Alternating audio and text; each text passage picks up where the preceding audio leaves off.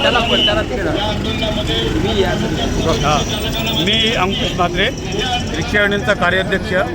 या वाहतूक नियंत्रण शाखेला वारंवार पत्रव्यवहार करून तरी देखील त्यांनी त्याची दखल घेतली नाही. शेवटी आम्ही वरिष्ठांकडे पत्रव्यवहार केला.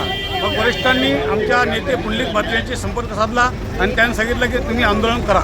रिक्षा बंद आंदोलन करणार होतो, पण ह्या उन्हाचा त्रास लोकांना होऊ नये याच्यासाठी आम्ही रिक्षा बंद केलं नाही. म्हणून एक 550 रिक्षा चालक मिळून आम्ही इथे निदर्शने करतो. आमची छोटीशी मागणी आहे की वाहतूक सुरळीत व्हावी.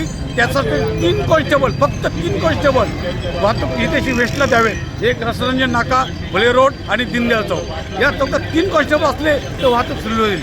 मित्रा, माणकोली ब्रिज चालू झाल्यापासून इकडे वाहतुकीची कोंडी वाढली, वाहतूक संख्या वाढलेली आहे. तरी पण एकच सांगतो आम्हाला, त्या या वाहतूक नियंत्रण शाखेला आज जर त्यांनी आमच्या मागण्या मान्य केल्या नाही तर याच्यानंतर मात्र खरोखरच रिक्षा डोंबिवलीच्या संपूर्ण रिक्षा बंद करून वाहतुकीची कोंडी करून यांच्या विरोधात आम्ही आंदोलन छेडू.